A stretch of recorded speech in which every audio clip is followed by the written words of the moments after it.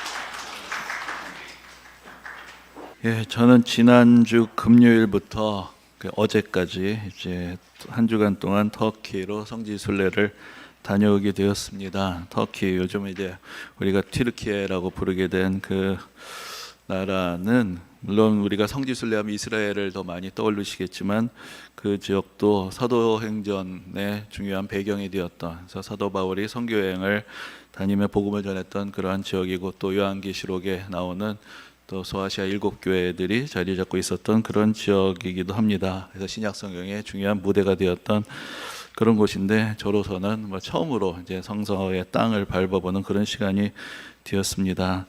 이제 특히 터키 지역은 그 복음이 처음으로 이방인들에게 전파되기 시작했던 그런 의미가 있는 곳이지만, 또 그리고 교회의 역사에 또 중요한 사건들이 일어났던 그런 지역이기도 하고, 하지만 이제는 또 역사의 격변 가운데서 대부분의 주민들이 이슬람교를 믿고 있는, 선교적으로 말하자면 잃어버린 땅과 같은 이제 그런 지역입니다. 근데 여러분들도 아시다시피 저는 이게 대학 때 서양사 또 공부도 했었고, 또 신학 공부를 하고, 또 교회사에 또 관심을 가지고 있었기 때문에 저로서는 개인적으로나 신앙적으로나 또 매우 뜻깊은 그런 시간들을 갖게 되었습니다. 그 이야기들은 하려면 한이 없으니까 차차 좀 풀어낼 수 있는 시간들을 갖도록 해보려고 합니다. 근데 오늘 한 가지만 먼저 좀 말씀을 드리려고 하는데, 일단 이제 그 현지에 가게 됐을 때 아무래도 이제 책으로만 읽었던 거하고는 제일 다르게 느껴지는 것은 지리적인 부분이겠죠. 제가 이번에 새로 알게 된 것이 터키라는 나라가 참 크구나 하는 것이었습니다. 그러니까 수치상으로 보면은 78만 평방킬로미터인데, 그렇게 말씀드리면은 감이 잘 안 오실 것이고, 한반도의 3.8배, 남한으로만 치면은 거의 8배에 가까운 이제 그런 넓은 나라라는 것을 이제 몸소 체험하게 됐습니다. 그래서 그 사도 바울의 여정을 따라다닐 때 하루에도 몇 시간씩 이제 버스로 이동해야 되는 그런 시간들이 많이 있었는데, 사실 그거보다 더 인상적이었던 것은 이제 터키 남부의 토로스 산맥이라는 그 해발 3,000에서 4,000m가 되는 그런 산맥이 쭉 펼쳐져 있다는 사실이었습니다. 여러분, 한라산이 1,950m인데 거의 그 2배가 달하는 높이를 가진 산맥이 쭉 가로막고 있는 것이죠. 근데 이제 우리가 성경을 읽을 때는 그냥 바울이 여기서 여기로 갔다라고만 알았는데, 막상 가보니까 이 도시에서 저 도시로 가려면 그 산맥을 넘어야 되는 것이었구나, 이제 그것을 이제 발견하게 되었습니다. 그렇게 사도 바울의 여정을 따라가면서 이제 그런 질문이 들게 되었던 것이죠. 어떤 열정을 가지고 있었길래 저 산맥을 넘어가는 것도, 그 광대한 땅을 다니는 것도 마다하지 않고 다닐 수가 있었을까? 물론 바울에게는 우리가 성경에서 보듯이 분명한 어떤 사명, 부르심의 체험이 있었습니다. 하지만 바울이 우리가 사도행전을 보거나 바울 서신을 볼 때 느끼는 것이, 그렇게 자기는 가고 싶지도 않았는데 등 떠밀려서 다닌 사람은 아니었습니다. 그 자신 안에 복음의 열정이 있었고, 예수 그리스도 안에서 발견한 이 새로운 세상, 이 새로운 이상, 비전, 꿈, 이 안에 있는 소망, 이것을 어떻게든지 사람들에게 전해야 되겠다라는 그런 열정으로 그 여정을 다녔을 것이다라는 것을 이제 생각해 보면서 스스로 질문을 해보게 되었던 것이죠. 나에게도 그런 열정이 있는가? 아니, 나도 한때는 그런 열정이 있다고 생각을 했었는데 과연 그 열정이 나에게 남아 있는가라는 그런 질문을 하게 되었습니다. 예전에도 한번 드렸던 말씀인데, 그 논어를 보면은 공자가 자기 인생을 얘기하면서 그 유명한 표현들이 몇 가지 있죠. 그 중에 하나가 이제 50의 지천명이다라는 그런 이야기가 있는데, 그것을 이제 대개 해석을 할 때 50이 되어서야 천명을 알게 됐다, 그렇게 해석을 하곤 하는데, 좀 그것이 공자의 일대기에 비유하면은 좀 어울리지 않는다는 생각을 하곤 했습니다. 그런데 또 다른 해석을 보게 되었는데, 그거라기보다는 50이 되고 나니 내 천명이 여기까지구나 라는 것을 공자가 알게 되었다, 그렇게 해석하는 것을 보고 그것이 저한테는 더 와닿았던 적이 있습니다. 저 개인적인 경험이라고도 할 수가 있겠는데, 이제 50이 넘어서는 정도 나이가 되면 내가 할 수 있는 일이 여기까지구나 라는 그런 생각이 들기도 하는 것이죠. 또 담임 목사로도 또 교회에서 이제 12년, 13년째 이제 사역을 하게 될 때, 어떻게 생각하면은 알아야 될 것은 이제 다 아는 것 같고, 또 전해야 될 것도 다 전한 것 같은데, 과연 여기서 내가 더 말씀을 전해서 성도들이 더 변화될 것인가, 이 세상이 더 달라질 것인가, 그런 어떤 한계, 또 뭐 다른 말로 하면 매너리즘, 이제 그런 생각들을 하게 될 때가 자주 있었습니다. 근데 이번에 성서의 땅을 다시 가보면서 여러 가지 생각을 하는 가운데 아직도 배워야 할 것이 더 많고, 아직도 전해야 될 것이 더 많고, 또 하나님의 새로운 부르심 앞에 서야 하겠다라는 이제 그런 생각을 하게 되었던 것, 그것이 저에게는 매우 소중한 경험이었습니다. 근데 이제 오늘 본문에서도 자기의 사명을 새롭게 깨닫고 자기의 부르심을 경험하게 되었던 한 사람의 이야기가 나옵니다. 그 사람이 이사야입니다. 오늘 본문 이사야서 6장은 바로 이사야가 선지자로서 하나님의 부르심을 받게 되었던 그때의 장면을 우리에게 보여주고 있습니다. 그래서 우리가 이사야 하면은 선지자로서 먼저 그 이름을 기억하게 되지만, 그러나 역대기에 이제 잠깐 이사야에 대한 얘기가 언급이 되면서 오늘 본문에도 이제 언급이 되는 우시야라는 왕의 치적을 기록했던 사람으로서 또 이사야가 먼저 등장하는 것을 볼 수가 있습니다. 오늘 본문은 이 이사야가 하나님의 영광을 보고 선지자로 부르심을 받았던 그때가 우시야 왕이 죽던 해라고 그렇게 구체적으로 말하고 있는 것을 볼 수 있습니다. 그것은 물론 일단은 연도를 알려주는 것이죠. 그것을 역사적으로 보면 기원전 742년이라는 연도가 딱 나오게 됩니다. 그래서 그러면은 이사야가 내가 몇 년에 그 부르심을 받았는 걸 표현하기 위해서 이렇게 얘기를 했느냐, 이렇게도 생각을 할 수가 있겠지만은, 그러나 이 우시야 왕이 죽던 해라는 것에는 이거보다는 조금 더 그 깊은 의미들을 찾아볼 수 있습니다. 그 앞에서 말씀드린 대로 이사야 선지자가 우시야 왕의 일대기를 기록했던 사람이었다라고 말씀을 드렸습니다. 그러니까 선지자로서 부르심을 받기 전에 이사야는 일종의 사관으로서 또 왕실의 이야기들을 기록하는 그런 사람이었던 것이죠. 근데 그가 가까이서 모시게 되었던 이 우시야라는 왕은 어떤 왕이었는가? 이제 그는 그 보기 드물게 장수를 했던 왕이었고, 또 왕으로서 52년이나 그 유다 왕국을 다스렸던 사람이었습니다. 또한 경건한 왕이었고, 좀 그의 치세에 이 나라가 크게 융성하였던 그런 왕이었습니다. 이 우시야 왕이 52년이나 다스렸다라는 것은 사실 이사야의 평생이 다 그의 그늘 안에 있었다는 얘기가 되겠죠. 그가 태어났을 때부터 이 사명을 받기까지 모든 생애가 다 우시야라는 왕 한 사람 안에 있었다라고 이야기를 할 수가 있습니다. 그만큼 바울에게 있어서는 중요한 사람이었고, 이사야에게 있어서는 중요한 사람이었고, 또 그를 누구보다도 가까이서 보면서 또 그가 얼마나 위대한 또 사역을 하였는가를 가까이서 볼 수 있었던 사람이었습니다.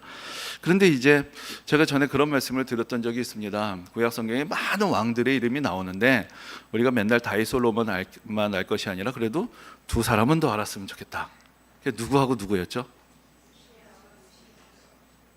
히스기야하고 요시야입니다. 그렇죠? 우시야는 그 가운데 없습니다. 왜 없을까요? 우시야의 말년이 그렇게 은혜롭지 않았기 때문입니다. 우시야가 상당히 은혜로운 삶을 살았던 사람이었지만 말년에 그가 스스로 교만에 빠지게 되고, 그래서 내가 이렇게 하나님을 잘 믿는 사람이고 내가 왕인데 왜 제사장만 성전 안에 들어갈 수 있느냐, 나도 성전에 들어가서 하나님 앞에 분향하겠다라고 나서게 됩니다. 그래서 제사장이 가로막았지만 그것을 뚫고 들어가서 자기가 성전에서 분향하겠다고 했는데 하나님께서 이것을 보시고 우시야 왕을 성전에서 치셨습니다. 그래서 우시야 왕이 나병이 발병하게 되니까 제사장이 그것을 보고 이 나병 환자가 성전 안에 들어갔으니까 성전이 오염이 되는 것이죠. 그래서 왕을 성전에서 끌어내게 합니다. 우시야 왕도 두려워서 그곳에서 나오게 되었고, 그 이후로는 모든 국사를 자기 아들에게 맡기고 별궁에 격리되어 있다가 세상을 떠나게 됩니다. 그 우시야 왕이 죽던 해, 그것이 바로 이사야 선지자가 소명을 받았던 그 해가 되었던 것입니다. 그러니까 이 사건은 사실 어떤 면에서 보면 이 유다라는 나라의 운명을 상징적으로 보여주는 그런 사건이 됩니다. 하나님의 은혜로 그렇게 큰 그 나라가 부강할 수 있는 기회들을 맞이했지만, 그러나 결국 하나님 앞에 순종하지 못하고 교만하여서 하나님의 은혜의 말씀을 저버리게 되었을 때 결국은 나라가 기울이게 되었던 그 시대의 모습들을 이 우시야 왕이 그대로 보여주게 되었던 것입니다. 그리고 또한 우시야 왕이 죽던 해라는 것은 또 세계사적으로도 중요한 의미가 있는 해인데, 바로 그 즈음에 이제 아수르에서 디글랏빌레셋 3세라는 왕이 즉위를 하게 됩니다. 이때로부터 이제 아수르가 대제국으로 급부상을 하게 되고, 그래서 사실 중동의 소국이었던 나라가 그 지역을 제패하고 널리 이제 이집트까지 이어지는 대제국을 세우게 되는데, 바로 그 아수르가 부상하게 되었던 그 시기가 바로 우시야 왕이 죽던 그때에 일어나게 되었던 것입니다. 그러니까 그 당시 나라 안으로도 그 위대했던 왕의 몰락을 보게 되었던 그런 시대였고, 국제 정세도 매우 급변하는 그런 시대, 그때가 바로 이사야가 하나님의 영광을 보았던 그런 시대였던 것입니다. 그 우시아의 죽음, 그 우시아의 말년과 죽음을 본다는 것이 이사야에게서는 큰 상처가 되고 정말 큰 상실감을 주었을 것입니다. 이 사람은 다윗과 같이 훌륭한 왕이라고 생각을 했는데 그가 결국은 교만하며 하나님께서 그를 치시는 그 과정을 보면서 그가 가졌던 상실감, 그런데 그런 위대한 지도자를 잃었는데 이제 국제적인 정세는 급변하고 강대국이 부상하고 있을 때 이제 우리는 어떻게 해야 되는가, 그런 근심과 걱정이 몰려왔을 것입니다. 근데 그때 하나님께서 이사야 앞에 나타나신 것입니다. 하나님의 영광을 그가 보게 되었던 것입니다. 이 우시아 왕보다도, 이 아수르의 드글랏빌레셀보다도 더 위대하신 하나님의 보좌를 그가 보았던 그때의 장면을 오늘 성경은 우리에게 그려주고 있습니다. 그래서 이제 1절의 하반절을 보면 이렇게 기록하고 있습니다. 내가 본즉 주께서 높이 들린 보좌에 앉으셨는데 그의 옷자락은 성전에 가득하였고 라고 그렇게 말씀합니다. 그러니까 그는 뭐 제사장은 아니었으니까 성소 안으로 들어간 것은 아니었을 것이고, 바로 성전에 하나님 앞에 제사를 드리기 위해서 갔을 때 그가 환상 가운데서 본 것은 바로 하나님의 영광이 보이고 그 하나님의 옷자락이 성전을 덮었다라는 것을 이야기합니다.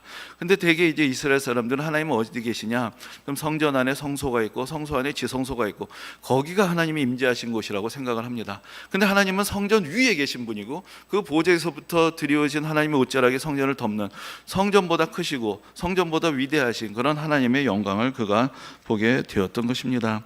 그리고 이제 하나님 곁에 있는 천사들에 대한 묘사가 나오는데 오늘 본문에서 이 천사들을 스랍이라고 부르는 것을 봅니다.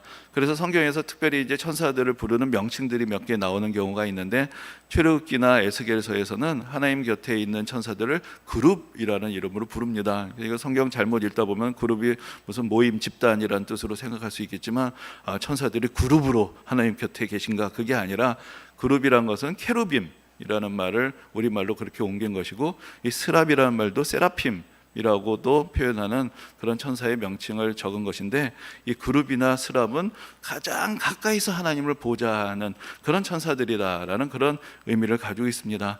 그래서 이제 하나님의 영광 중에서 이 천사들의 모습을 묘사하면서 오늘 본문에 보면은 천사들이 날개가 6이 있어서 둘로는 얼굴을 가리고 둘로는 발을 가리고 그 둘로는 날더라라는 그런 자세한 모습들을 보여줍니다. 근데 천사의 모습을 자세하게 묘사하는 데는 이유가 있는데, 하나님의 형상은 보이지 않고 우리가 하나님을 볼 수 없기 때문에 하나님을 가장 가까이서 보자 하는 천사들이 거기 있다라는 것은 바로 그 위에 하나님이 계시다라는 것을 알려주는 것이기 때문에 천사들의 모습을 보여주는 것입니다. 그리고 이 둘로 얼굴을 가린다라는 것은 그 하나님 곁에 있는 그 천사들조차도 자기들이 직접 하나님을 볼 수 없는 그런 미천한 존재들이라는 것이죠. 그래서 발을 가린다는 것은 부끄러움을 가린다는 것이고, 얼굴을 가린다는 것은 그들도 차마 하나님의 영광을 볼 수 없는 그런 존재들로서 하나님 곁에 있다라는 것을 알려주는 것입니다. 근데 이 천사들이 하나님을 찬양합니다. 거룩하다 거룩하다 거룩하다, 하나님의 영광이 온 땅에 가득하다라고 하나님을 찬양하는 그런 찬양 소리를 이사야가 듣게 되었습니다. 근데 그 장엄한 광경을 보았을 때 이사야는 이렇게 말합니다. 화로다 나여 망하게 되었구나. 이제 하나님을 배웠으니 나는 죽게 되었다. 라는 그런 이야기를 합니다. 이제 그것은 아마도 우리가 앞에 이야기하고 연결해서 생각해 보면은 우시아 왕도 그렇게 거룩하고 경건한 왕이었지만 하나님 전에 들어갔다가 결국 하나님이 치셨는데, 나 같은 사람이 하나님의 영광을 보았으니 나야말로 이제 죽게 됐구나라는 이제 그런 생각을 했을 것이다, 우리가 생각을 할 수도 있습니다. 근데 여기서 이사야가 특별하게 표현하고 있는 것이 있는데, 나는 입술이 부정한 사람이요 나는 입술이 부정한 백성 중에 거주하면서 만군의 여호와이신 왕을 비웠다.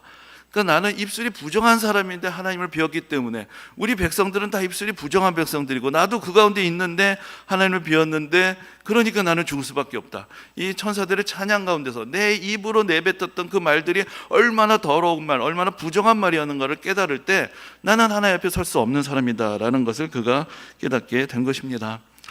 네, 여러분, 제가 한 주간 여행을 마치고 이제 다시 돌아오면서 다시 우리나라의 복잡한 현실을 마주대하게 됩니다. 얼마나 많은 말들이 쏟아지고 있습니까? 다들 애국심에 불타고 다들 나라의 미래를 걱정해서 하는 이야기들이겠지만은 또 그 많은 말 중에서 얼마나 제대로 된 말들, 제대로 알고 제대로 판단하고 제대로 생각하면서 하는 말들이 있을까라는 그런 생각을 해보기도 합니다. 우리는 과연 우리의 말로서 무엇을 알고 무엇을 말하고 있는 것인가? 근데 여러분 좀 죄송한 말씀이지만 뭐 전에도 말씀드렸던 것 같은데 저 이제 대학교 3학년을 마치고 이제 군대를 가게 됐습니다. 이제 대학교 3학년이라는 나이가 그때로서는 참 난 모든 걸 다 안다 라는 생각을 가졌던 그런 착각을 했던 그런 때였다는 생각이 듭니다.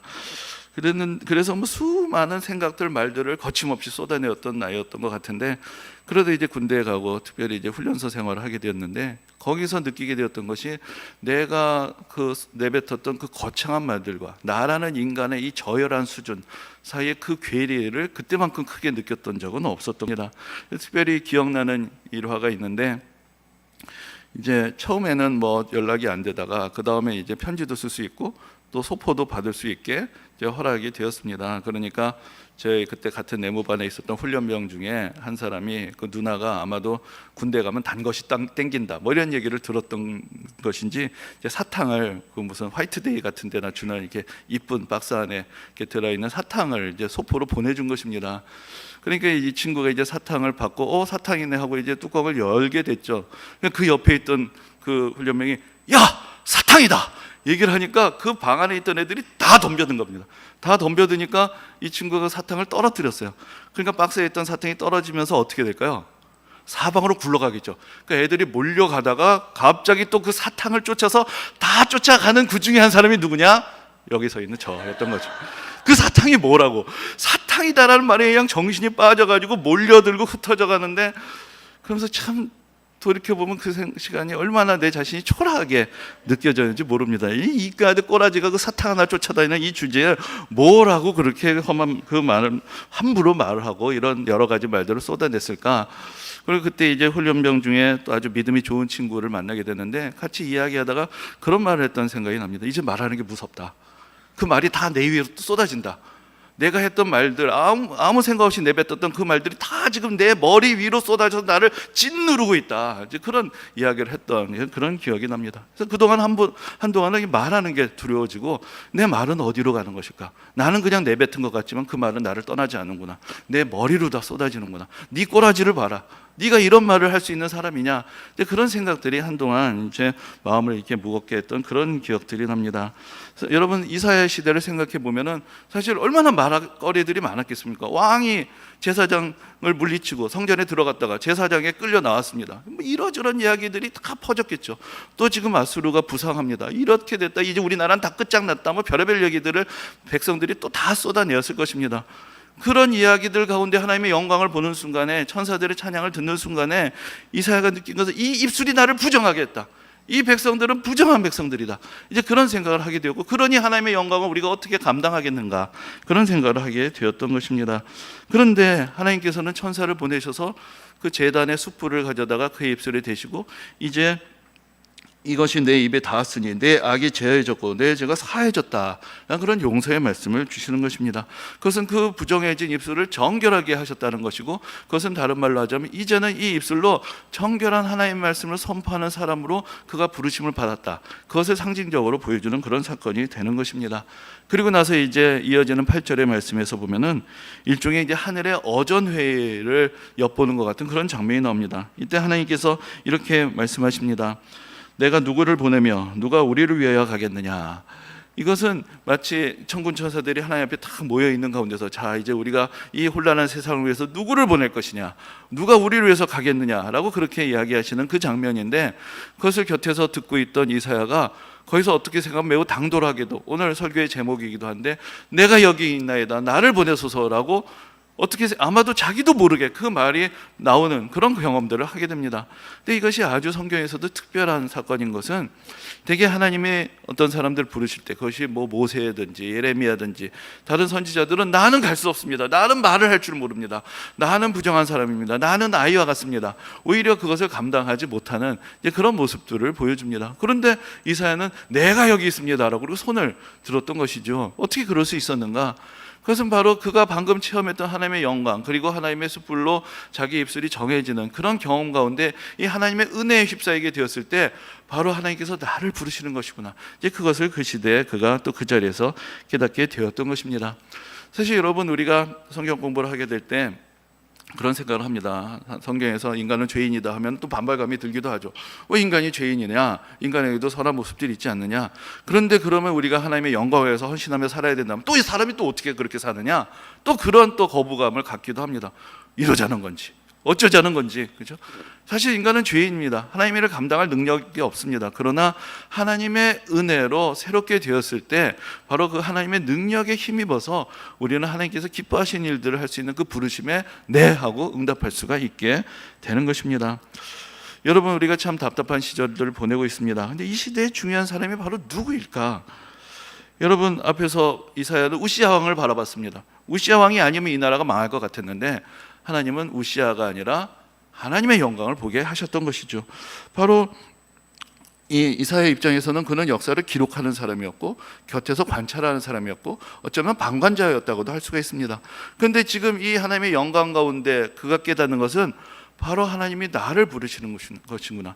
우시야 왕이 아니라 다른 어떤 지도자가, 위대한 지도자가 이 나라를 일으키는 것이 아니라 그게 바로 나구나 라는 깨달음을 갖던 그런 시간이 되었던 것입니다. 여러분, 우리가 나란 일에도 관심을 가져야 되겠고 많은 걱정과 불안도 있을 것입니다. 그런데 우리가 늘 남의 이야기만 하고 살 수는 없겠죠. 우리가 이 시대에 무엇을 먼저 보아야 하겠습니까?